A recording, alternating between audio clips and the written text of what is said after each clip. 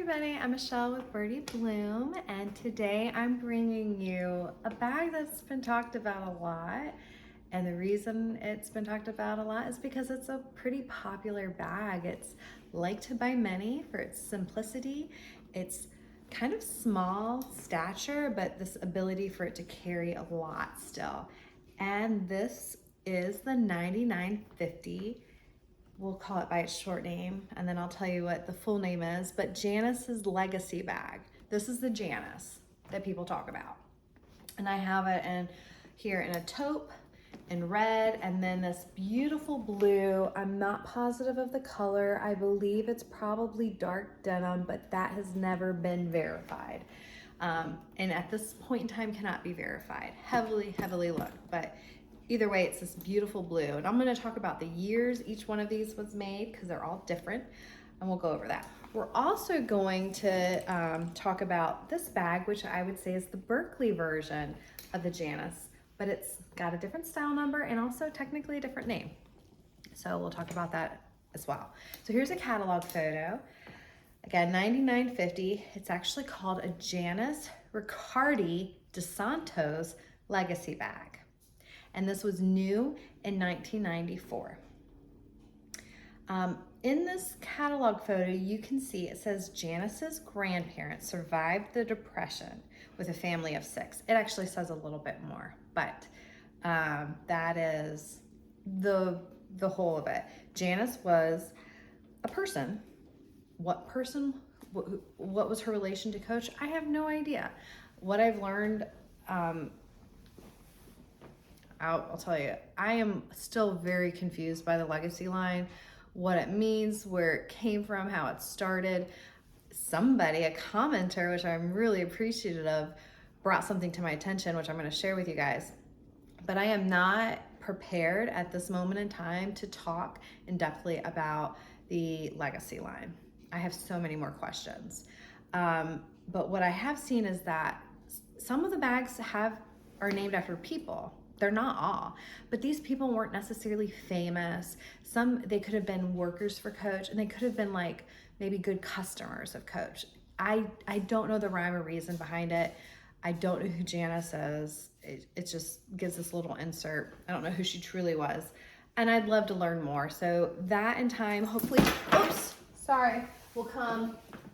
But at this moment in time, I just don't have that information. What a commenter said when they were asking, like, what is the commonality, or what is the thing with the Legacy line? And I said, I just can't answer that right now. She said, well, aren't all of the straps the same? And she was right. Oh my gosh, it was like a light bulb went off. All bags from the Legacy line have this type of strap on the bag, this buckle strap with a riveted strap. Or yeah, buckle clasp, whatever you call it. The buckle straps. I was like, oh my God, I can't believe I hadn't yet noticed that. Now I will say that there are some bags with buckle straps that are not part of the Legacy line. And the ones that I can think of off the top of my head are like the duffel sack, the Maggie, the stewardess. These are all very popular bags. The Maggie's a Maggie duffel. And a saddle bag, and there's probably more, but those are not part of the Legacy line. But yeah, all of the bags in the Legacy line had this type of strap. So let's see, what else can I say? So I said it was new in 1994. Let's see, the years that these were made. This is this beautiful blue. Oh my God, I love this bag. It's so soft. 2004 it was made, and it was made in China. It's one of those China-made bags. They had a lot of really lovely colors though, so just recommend you not put your nose up to it, but to each their own. We all have preferences for different types of leather. I can appreciate all of them. And this is technically not vintage, right? Because 2004, it's not yet vintage for a couple of years. So not vintage, but beautiful bag. It's made in the classic vintage style bag, but not vintage. And then we have this one, which is a red, and this one was made in 2002 in the United States. This was a 2002 United States. Technically now it is vintage this year. And then this one This taupe bag was made in 1996. All of the Berkeley bags that I have that I'm going to show you were also made in 1996. And they were all made in the United States as well. So yeah, now I have all of them in my hand, right? Different countries, different years.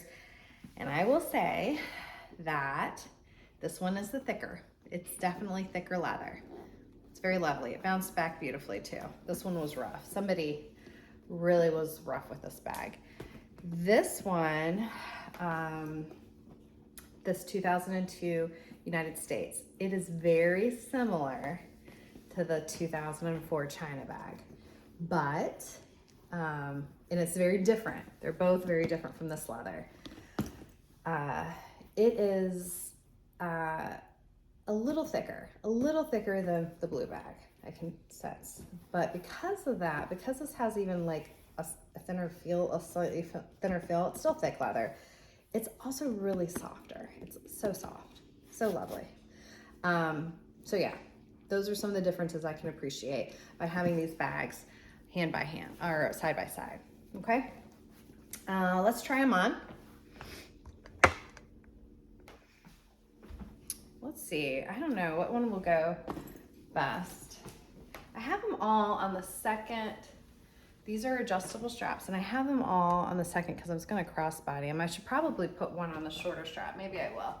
So, it's kind of long on the shoulder. It can definitely go shorter, but a lot of people like these because they can be crossbodied. Their straps are long enough. And that is that. I think this bag might, for this jacket, I mean, it is nice, but right now there's nothing standing out in that outfit. Let's see what the red one looks like.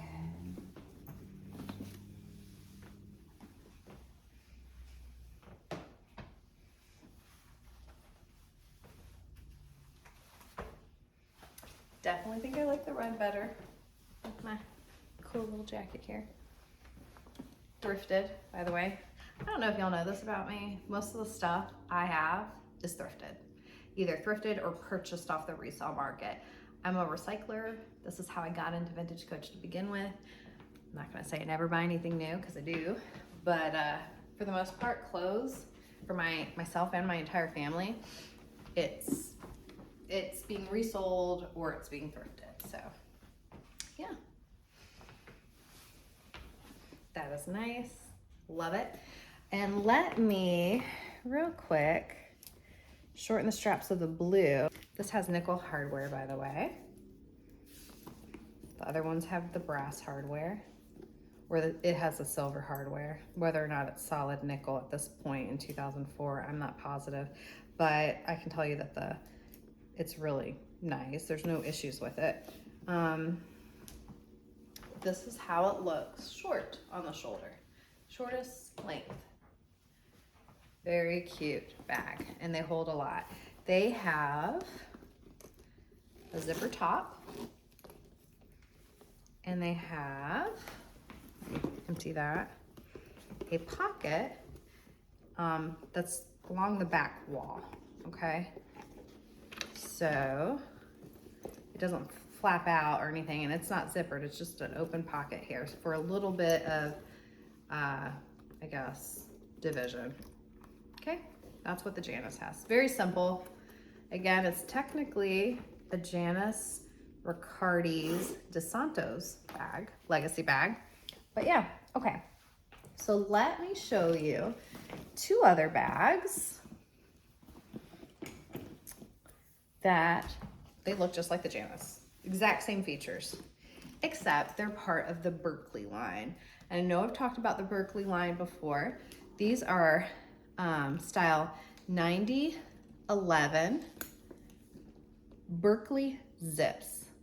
They did not come out until 1996. So these bags were new in 1996, and they came in the colors russet, which you see here. It's kind of like the British tan, right? Russet, black, mahogany, and red.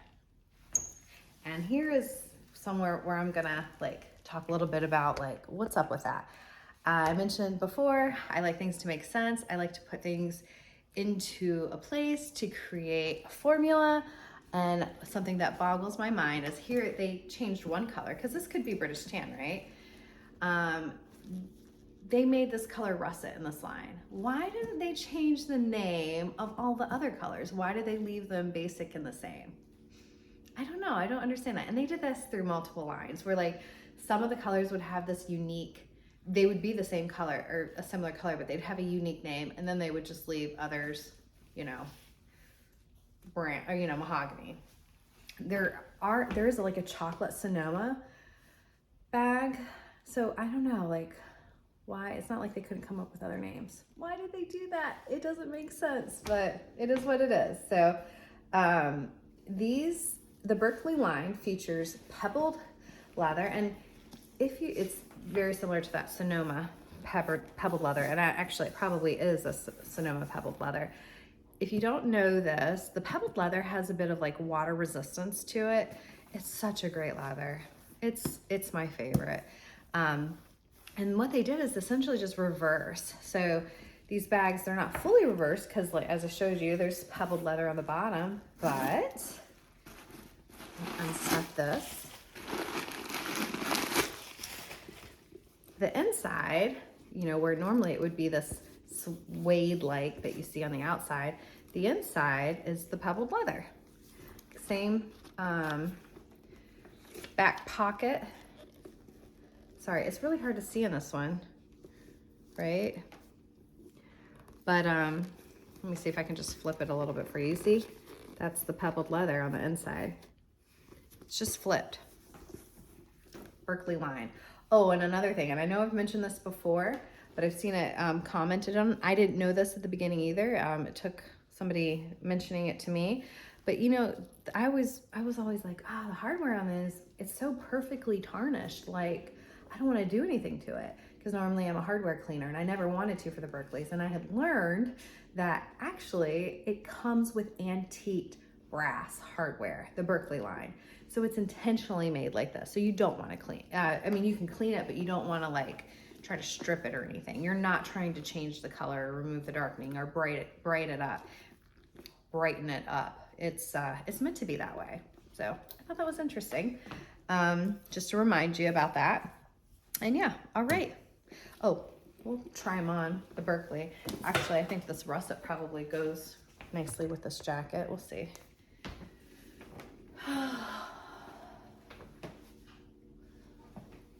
Sorry. I feel like I can't see in my video.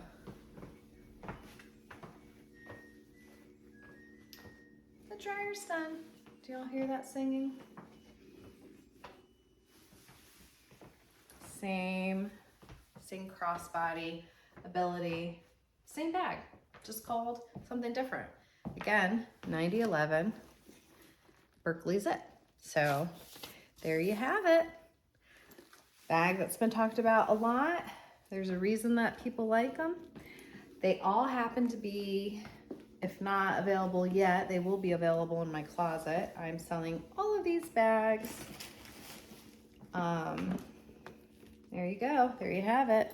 If you like my video, give me a thumbs up and subscribe to my channel for more Vintage Coach bag talks. And yeah, thanks for commenting if you do. And thanks for being a part of this journey. If you don't know about it yet, I have a Facebook group called Vintage Coach EyeCandy. And the purpose of that group is to like post amazing pictures of beautiful bags to see them, and yeah, post your own, whether it be a really great find, really great rehab project, you know, show me what it looks like with your outfit, all of it. I love to see Vintage Coach. And so that's the purpose of the group. Just show me your Vintage Coach. Come and join if that sounds cool to you. All right, thanks for watching. Bye-bye.